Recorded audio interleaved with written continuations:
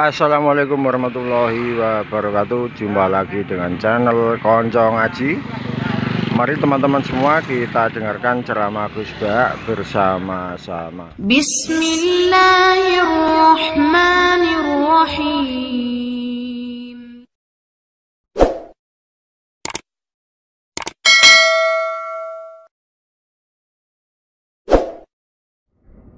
Jadi karena seakan-akan belum melakukan, Indonesia itu dulu kedatangan Islam itu tidak pernah dipertentangkan antara Islam dan negara, sehingga diskusi itu sudah salah karena para wali itu tidak pernah mempertentangkan Islam dan keindonesiaan atau kebinekaan. Satu, bahwa para wali itu misinya dakwah, di mana-mana dakwah itu pasti ketemu yang berbeda, mulai beda agama, beda pilihan madhab, beda tradisi, beda kultur. Jadi itu tidak perlu dipertentangkan, tapi malah itu jadi lahan dakwah. Sehingga kita ini kalau diminta diskusi hubungan negara dan agama, malah bingung. Memangnya kenapa? Itu seperti dulu zaman P4, saya punya kawan di Jogja, teman saya nulis tafsir Profesor Zaini, itu pernah zaman Pak Harto disuruh sosialisasi P4 di Papua. Apa hubungan Pancasila dan UUD 45? Itu orang Papua jawab, hubungannya baik-baik saja, Pak. Jadi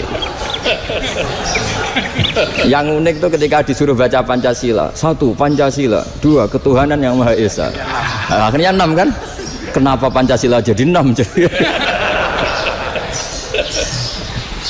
Yang unik itu ketika ditanya, ini saya melihat langsung di TV 7 itu, Indonesiaku ini.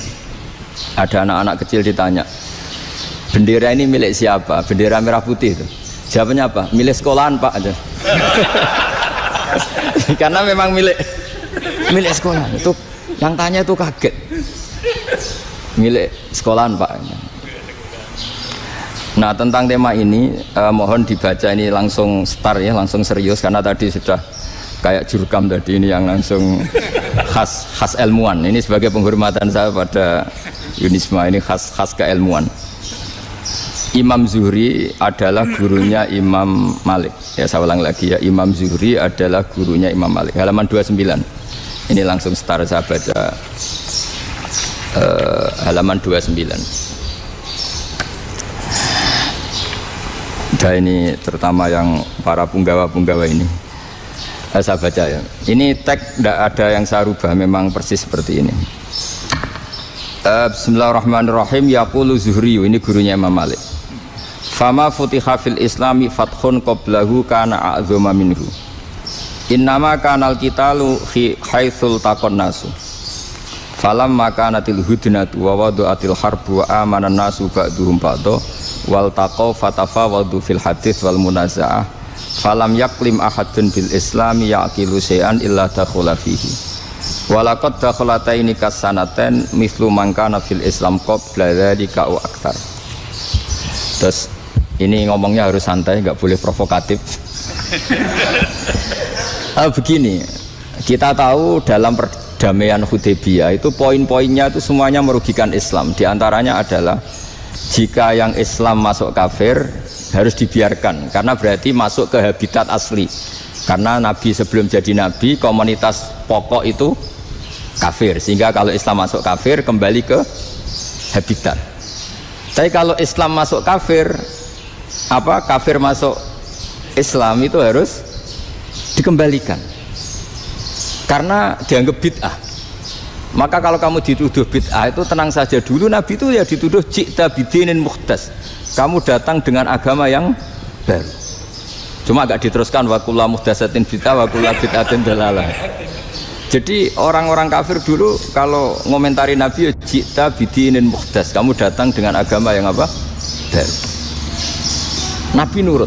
Semua perjanjian yang merugikan Islam itu Nabi nurut. Tapi Nabi hanya minta satu hal, jangan ada perang 10 tahun. Dan orang boleh seminar, boleh diskusi tentang Islam. Ya, ini dengerin betul ini. Jadi saya tidak akan provokatif, ini pakai logika. Nanti bisa dipakai disertasi doktor. Tapi saya minta orang boleh diskusi, boleh seminar tentang Islam. Akhirnya saat itu juga ada orang yang masuk Islam. Di depan tulisan itu belum kering istilahnya. Datang ke situ namanya Abu Jandal bin Suhail bin Amr.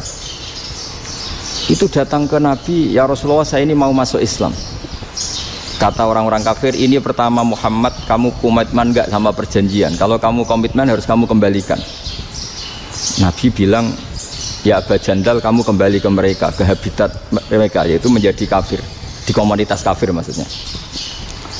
Akhirnya nangis.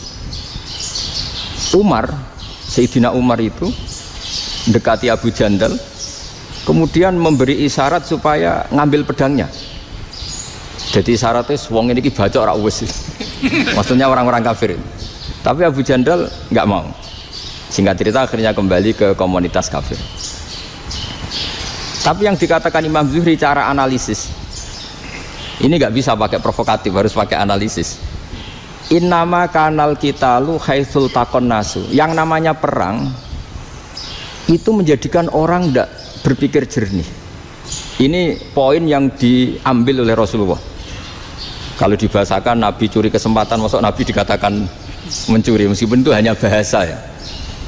Enggak mungkin lah kita bahasakan seperti itu. Saya ulang lagi ya.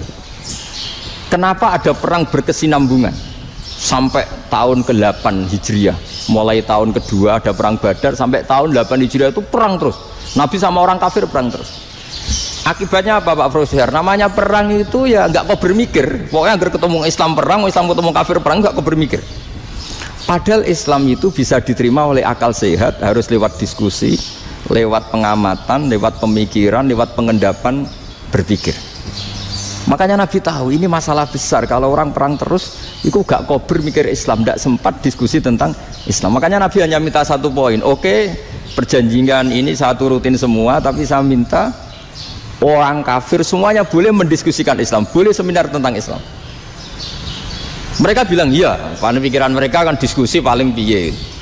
Ternyata betul, ada diskusi. Terus temanya gini, kira-kira bener di Muhammad Abu Jahal. Terus Tuhan Muhammad sama Tuhan Abu Jahal itu keren mana? Diskusi. Tuhan Muhammad itu khaliqus samawati wal ardi, yang menciptakan langit bumi. Sebagaimana kampanyenya Muhammad.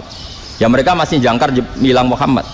Kalau Tuhan kita, ya berhala itu yang kita bikin, yang kadang rusak, yang kadang kudanan, terus lumutan, pokoknya terus diskusi.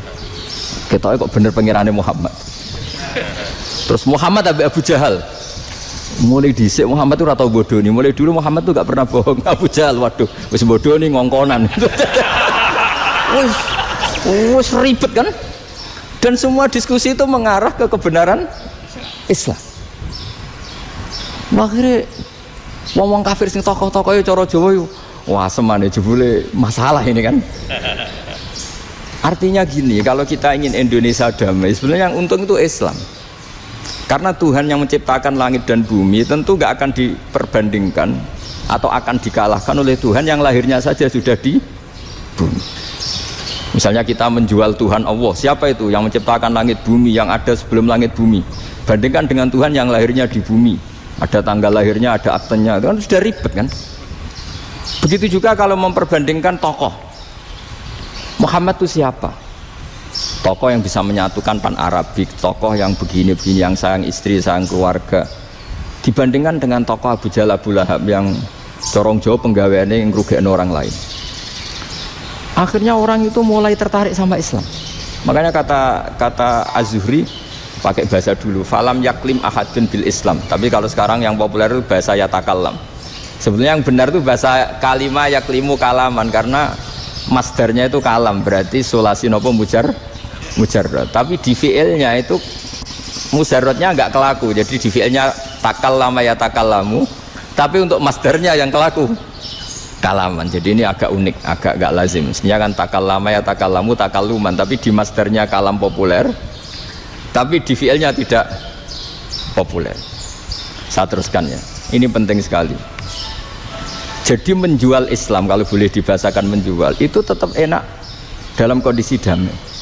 Karena kalau kita perang, itu bawaannya kalau ketemu ya perang. Kalau ketemu perang, sehingga orang itu rakober diskusi dulu. Saat bener Islam sampai kafir itu bener di. Karena tidak kober diskusi, tidak sempat diskusi, orang yang milih yang kafir. Karena yang mayoritas yang kuat. Sementara Islam zaman itu lemah. Lah Nabi itu yang diminta hudnah, yang penting kita damai. Terus orang boleh mendiskusikan benar mana kita dan mereka. Ya setelah diskusi ya tadi kan nggak mungkin Allah yang begitu keren hebat pencipta langit bumi dibandingkan berhala yang mengurus dirinya sendiri saja tidak bisa. Walhasil terus orang mulai tertarik sama Islam dan aturannya nggak boleh dilarang diskusi itu. Nah makanya saya pernah ditanya beberapa profesor di Jogja, Gus suatu saat kalau kampus paling keren di Jogja ini ada Islamic Studies kemudian pengajarnya dari berbagai agama, ini riskan nggak bagi Islam? Saya jawab asal yang didiskusikan Islam itu nggak masalah, yang repot itu nak umat Islam. Karena kalau umat Islam yang jadi percontohan, banyak raja yang dolim, banyak pemimpin muslim yang dolim, terus identik dengan Islam itu jadi dolim kan ribet. Ya kalau pas umat Islam, kalau Islam yang kumat kan jadi masalah kan. Nah ini kan terus jadi beda umat Islam sama Islam yang lagi apa? Kumat. Singkat cerita terus Islam mendapat posisi yang luar biasa.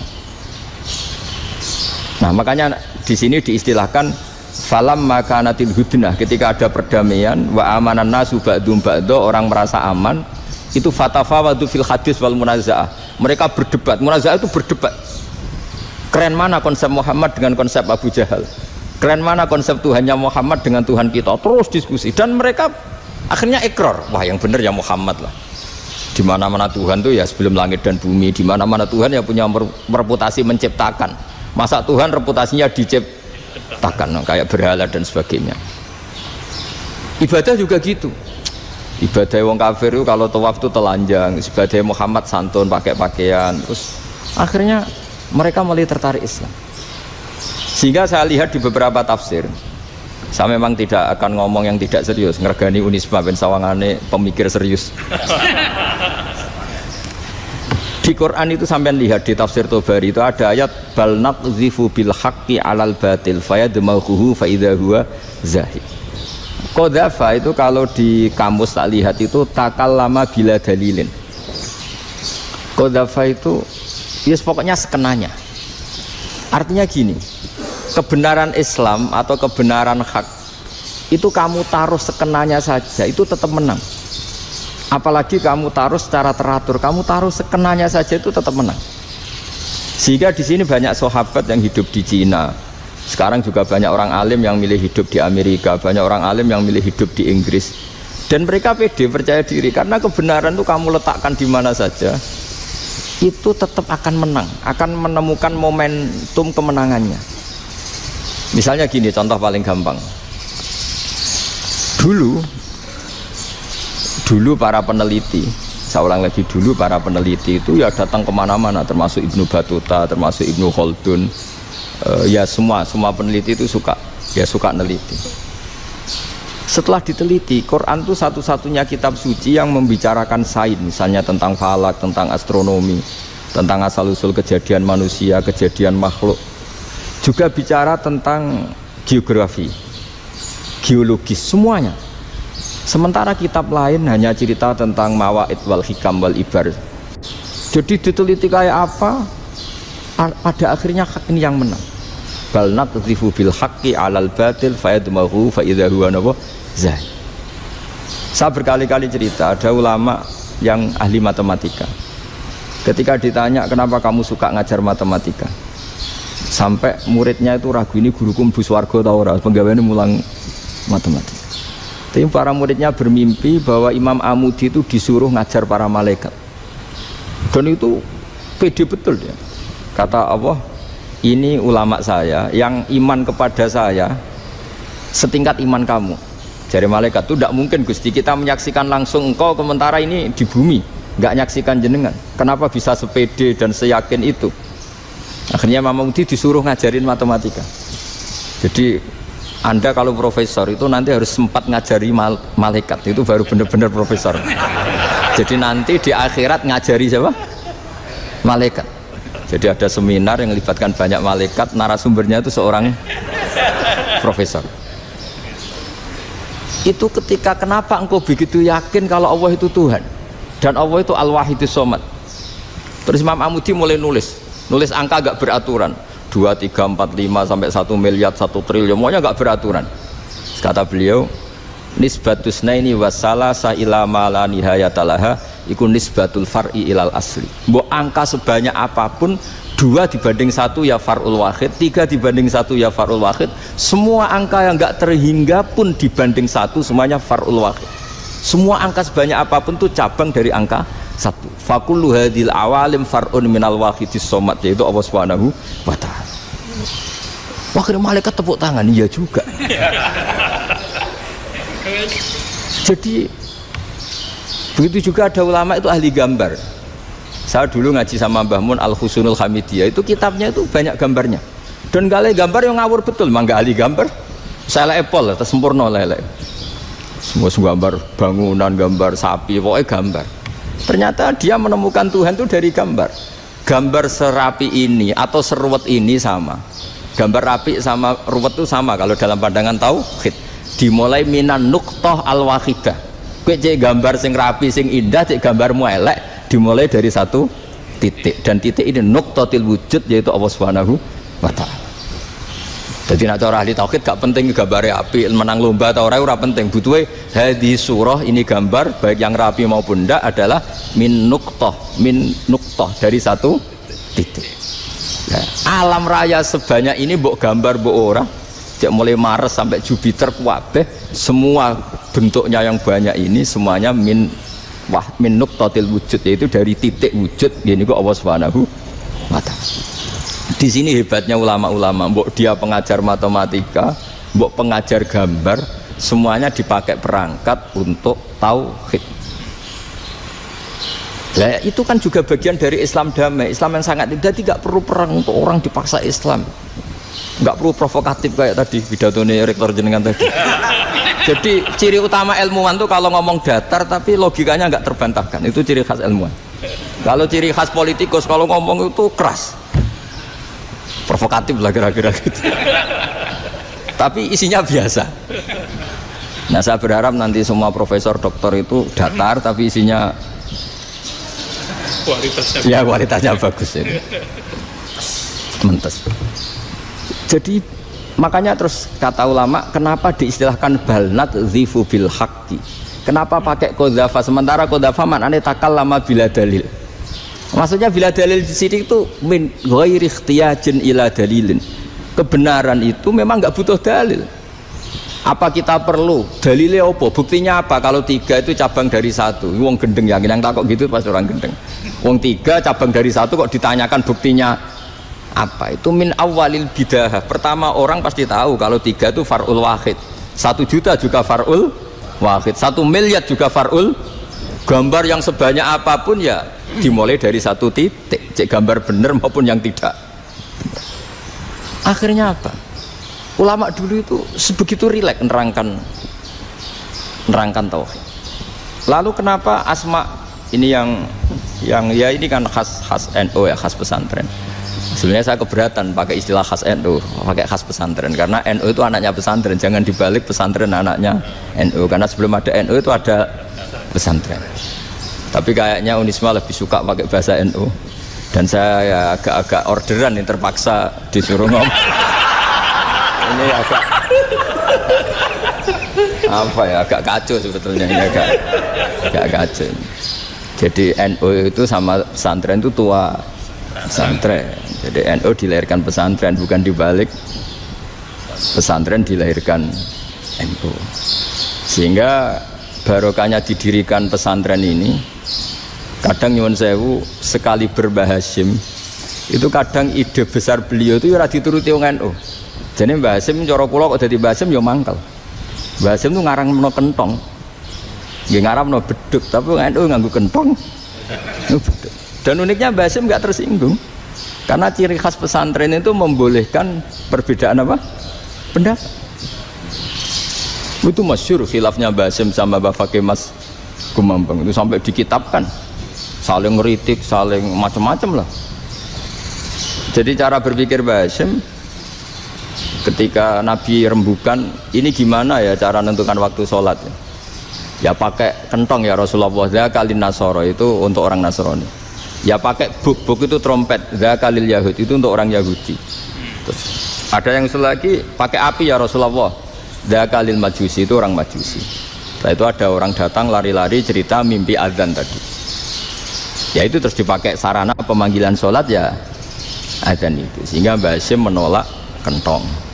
Karena mantas sababi qaumin fahuwa minhum. Beliau keras sekali sampai bilang haram. Beliau judulnya ya haram. Al-Jasus Antakrimin Nakus. Setelah naskah itu sampai ke Mbah Fakih Mas Kumambang di Gresik situ, di daerah Dukun situ. Dulu nggak ada WA ya, jadi sampainya ya lama. Makanya saya sampai sekarang nggak punya WA, karena ya saya ulama kan, kalau WA-an terus ya jadi ulama. Nggak jadi ulama, main WA-an terus itu.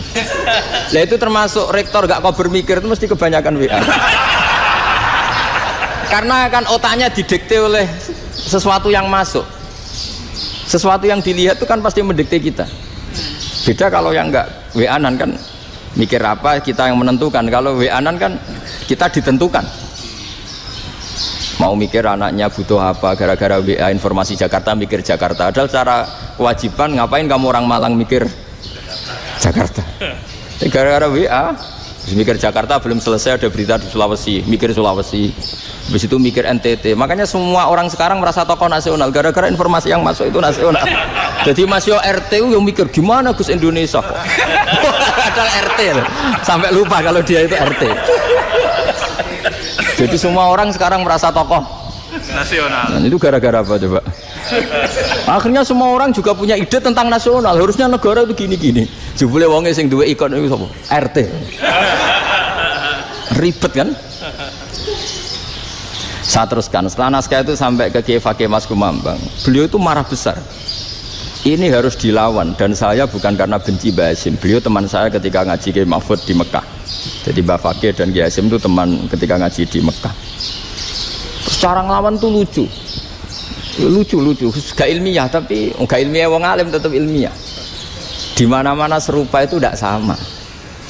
Ya kalau mungkin zaman Nabi di Medina itu, zaman itu kentong itu identik dengan milik Nasrani. Di Indonesia beda. Pos kampling ya kentong, kebakaran ya kentong, wae sarapan orang di LP ya pakai kentong. Jadi tidak ada jaminan kalau kentongan itu identik dengan Nasrani. Lalu haramnya di mana? Yang di mana-mana tasabuh itu identik. Ini tidak identik. Mulai masalah kan? Mulai masalah. Jadi beliau gaya judul Hazruus.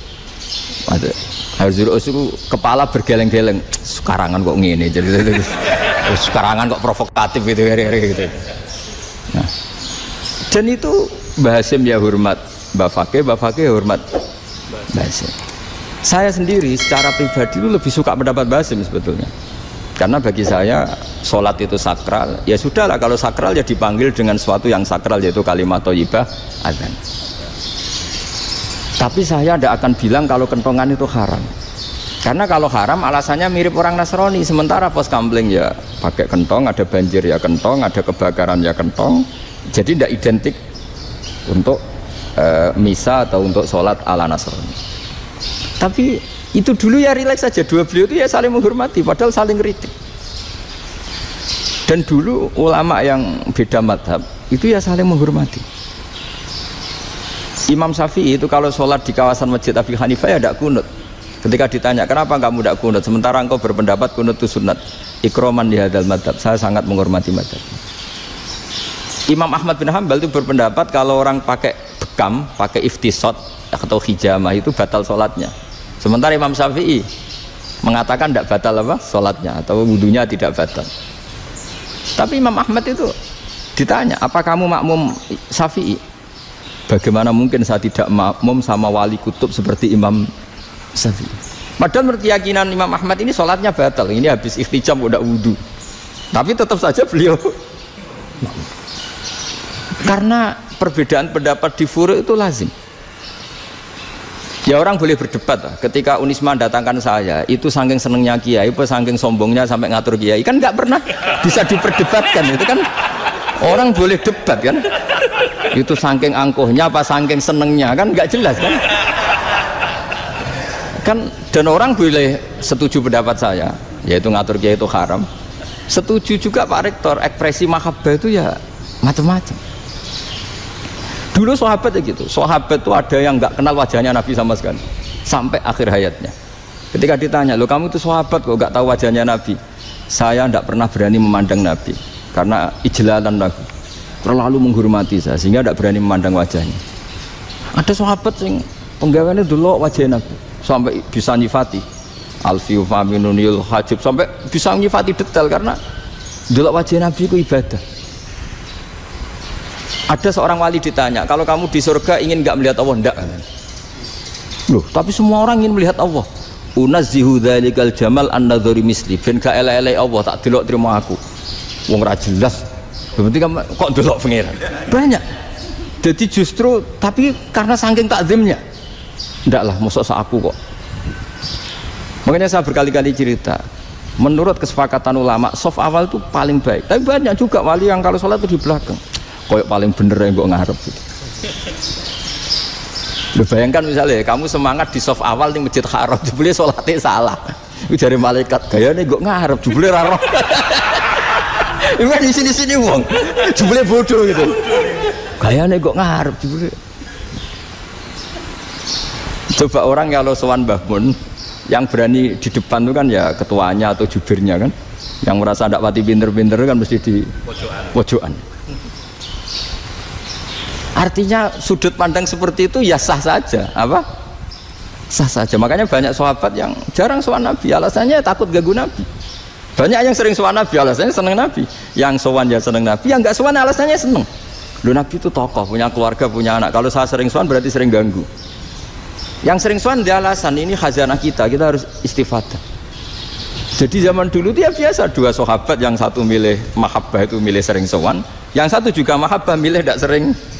Karena pertanyaannya bisa dibalik kan, sering sowan apa sering ganggu coba. Nabi Abedar, "Assalamualaikum." Nabi nimang cucunya, "Assalamualaikum." Ayo bener yang sowan apa bener yang enggak kalau seperti itu. Akhirnya terus diatur sedemikian rupa oleh Quran. Walau annahum sabaru hatta takhruja ilaihim lakana khairal lahum. Jadi sahabat kalau mau sowan Nabi ya nunggu di sufah. Kalau Nabi keluar berarti milik publik. Sekali masuk ke dalam tidak ada sahabat yang berani sowan. La tadkhulu buyutan Nabi illa ayyudzana lakum. Kalau soal sampai masuk dalam harus nunggu dipanggil. Karena sekali Nabi masuk dalam itu milik privat keluarga, milik istrinya, milik cucunya, milik keluarganya. Dan Nabi sekali keluar ke ruang itu berarti milik publik. Itu terus jalan tengah. Karena kalau langsung masuk, bayangkan saya itu sering menyaksikan. Mbah Mun habis ngaji 2,5 jam ngaji Jalalain, baru masuk, "Assalamualaikum." Padahal yai mungkin mau ke kamar mandi, mau ini itu. Jadi dulu itu Quran sangat modern, sebelum ada dokter ngatur tamu, rektor ngatur tamu itu Islam sudah modern. Dia kan nggak fair kan? Misalnya saya ke Unisma harus janjian pakai ini, terus kalau misalnya kesini selonang-selonang kan lucu kan, mentang-mentang kiai terus juga sowan-sowanan selonang-selonang. Padahal kalau kita mau ke mereka pakai protokol. Sering tidak fair dunia ini, tapi karena aku kiai oleh gelo ya sudah. Akhirnya saya memutuskan gak gampang kemana-mana karena itu. Saya sering didatangi ajudannya menteri, "Gus, mau ada tamu dari Jakarta tanggal ini, mesti saya dengan mereka milih tanggal yang mereka kosong. Kok tidak mikir apa saya pas itu kosong? Tak jawab enggak lah, sebelum diatur bahasanya dan tawaduknya gitu. Akhirnya dibalik, datang lagi, "Gus, jam dengan kosong apa kita menyesuaikan." Lah itu lagi dia akhlak kata saya. Itu baru punya akhlak katanya. Bukan masalah ini, bukan masalah gengsi ya. Saya sendiri itu dolan ke alumni itu jarang, karena ya takut. Kiai kan yo nganggur, jam 09.00 nganggur, jam 10 nganggur. Bisa saja alumni itu kerja di pabrik, bisa saja yang latihan ekonomi di pasar. Jika kalau saya datang jam 9, iki kiai sing nilai santri ini, apa kiai sing ganggu santri? Nah karena orang ini melakukan rutin gak kok berpikir, pokoknya ngono jenenge silaturahim. Mau nyerah kok berpikir, padahal kalau diangen-angen ini kiai yang nilai santri ini, apa kiai yang ganggu santri ini karena datang di jam kerja. Nah, bayangkan kalau kebenaran dulu itu dikawal oleh satu peradaban perang. Jadi Nabi sesuai diangen-angen Nabi. Perang Badar menang Nabi, perang Uhud menang wong kafir, perang ini gonta-ganti. Apapun itu yang penting satu kesimpulannya, cara Rasulullah kesimpulannya satu. Orang tidak kober mikir kebenaran secara mengendapkan pikiran dengan pikiran jernih. Maka hebatnya Nabi ketika perjanjian, pokoknya saya minta nggak ada perang. Dan orang yang boleh mendiskusikan Islam. Itu luar biasa idenya Nabi. Karena bawaan perang itu wong kan nggak kok bermikir. Ibarat seorang misalnya seneng satu perempuan, ketemu rivalnya langsung perang kan nggak mikir. Tapi kalau kau bermikir, dia ngenangen cawe itu ra seneng aku. Untungnya apa untuk wong ayu ra seneng, malah mau loro hati. Terus sudahlah, buruan dialihkan kemana kan gitu. Itu nak mau amen WA-an tukaran lewat SMS atau tarung langsung ora kau bermikir. Tapi kalau kau bermikir, akhirnya berpikir nih. Perempuan tadi sebenarnya yang disenangi siapa? Oke, ternyata senang Pak Erick. Sudah kita ngalah.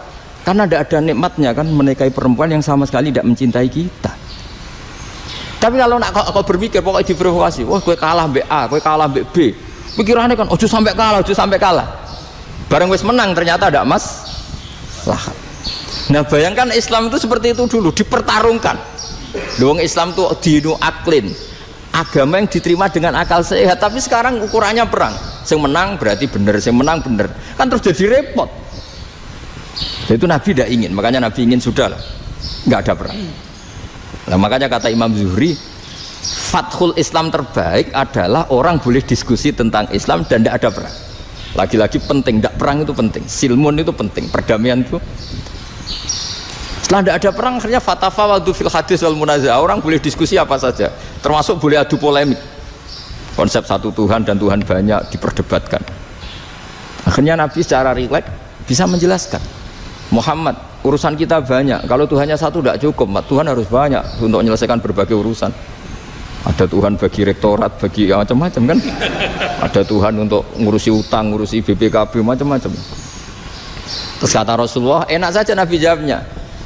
Ya kalau kamu punya majikan banyak, perintahnya beda-beda, kamu mangkel enggak, bingung enggak? Ya susah mat. Kalau majikannya banyak, perintahnya beda-beda, kita jadi repot. Seneng mana? Seneng majikan satu. Ya sudah, Tuhanmu itu majikan kamu. Kalau Tuhannya banyak, perintahnya macam-macam, kamu yang repot. Akhirnya sudah mat, Tuhannya satu aja. Ya, itu ya barokahnya diskusi tadi, barokahnya enggak perang. Daraballahu mathalan rajulan fihi syuraka'u mutasyakisuna wa rajulan salamal lirajul hal yastawiyani masalah. Terus alhamdulillah. Jadi orang yang paling kafir pun saat itu taslim. Nah ini kembali ke kalimat la ilaha illallah. Saya tidak perlu provokatif, pasti teori saya itu benar.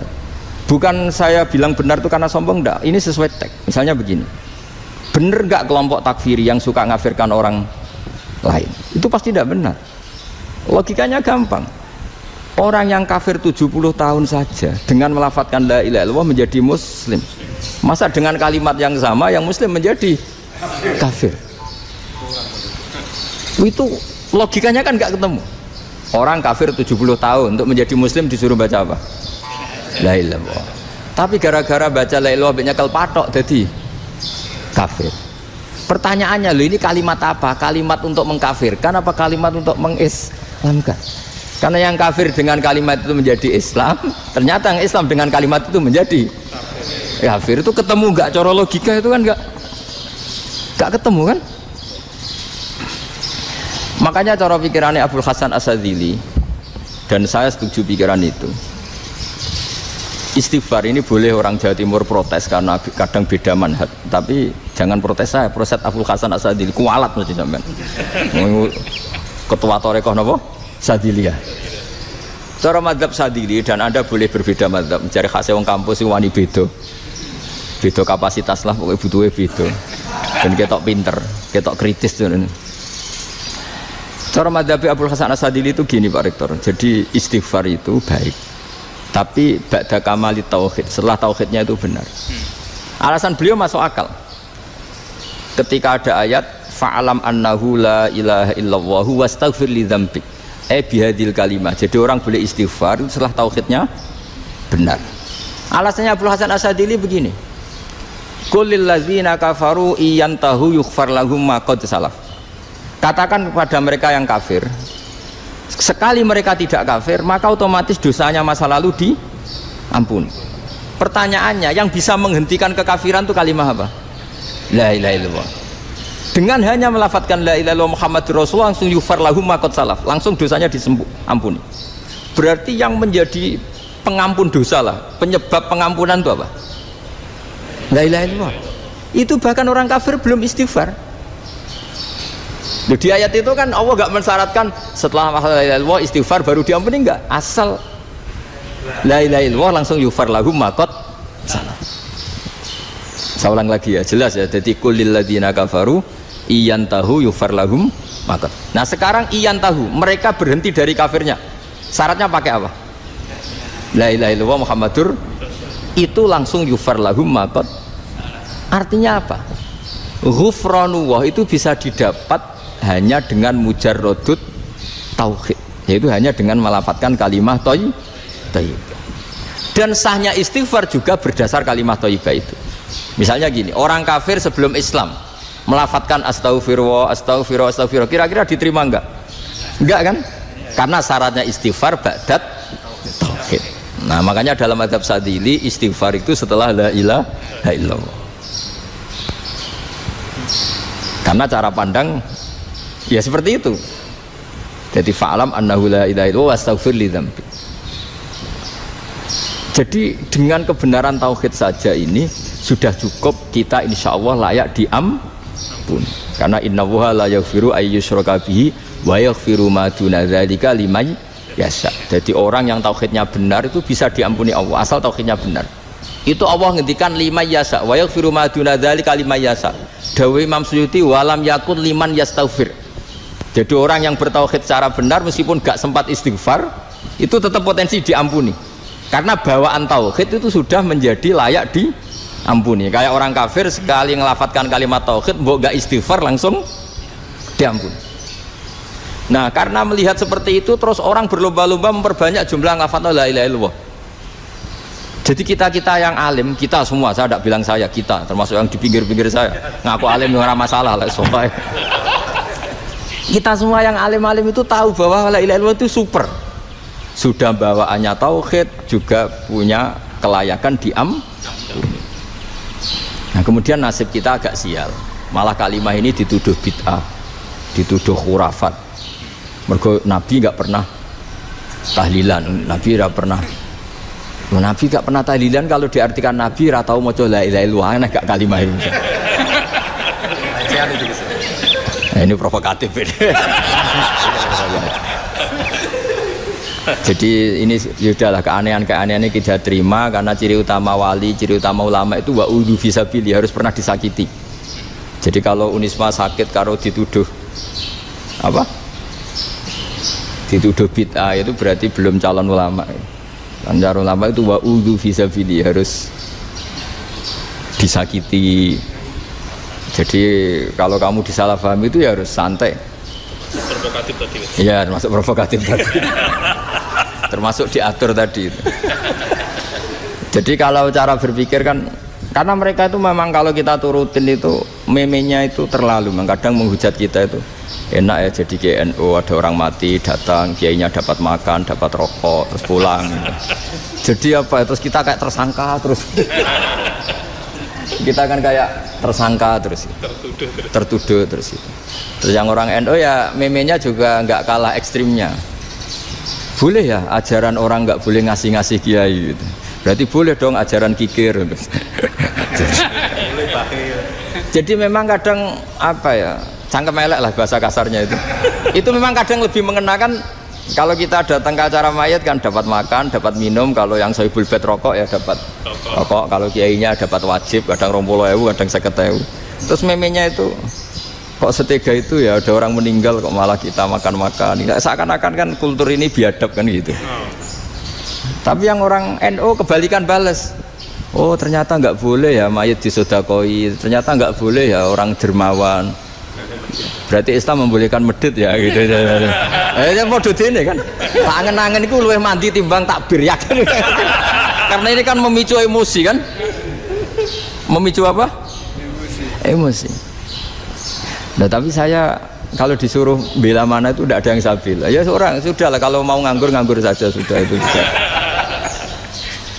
Ya tapi itu memang apa ya, itu khazanah Islam, ada yang kritik ada yang enggak. Ya itu memang khazanah, ya biasa aja kalau saya biasa. Wajar. Karena dulu ulama itu sudut pandangnya itu ya seperti itu. Ada yang ulama suka ibadah itu sholat, ada yang milih apa tidur.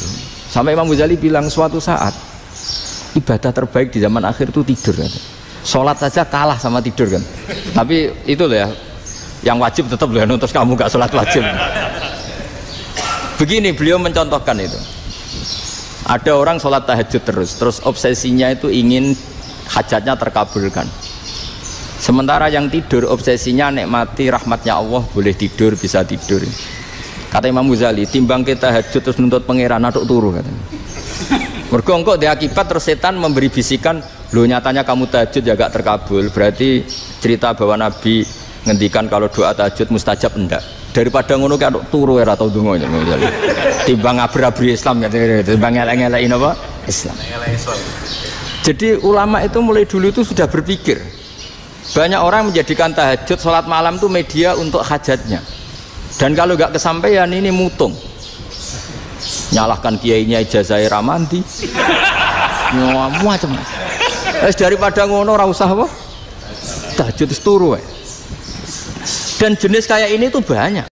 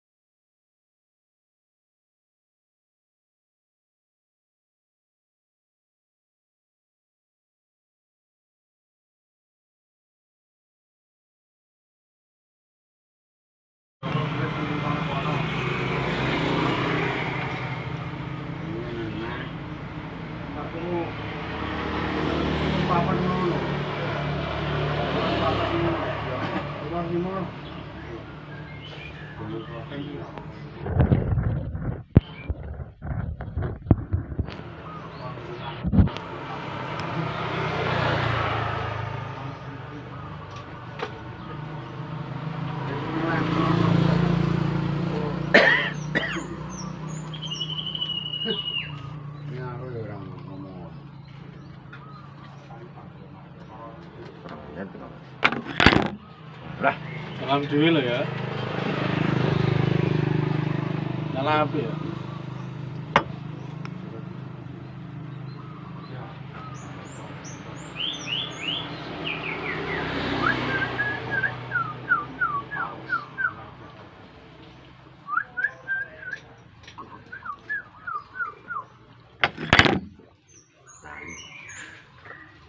gila.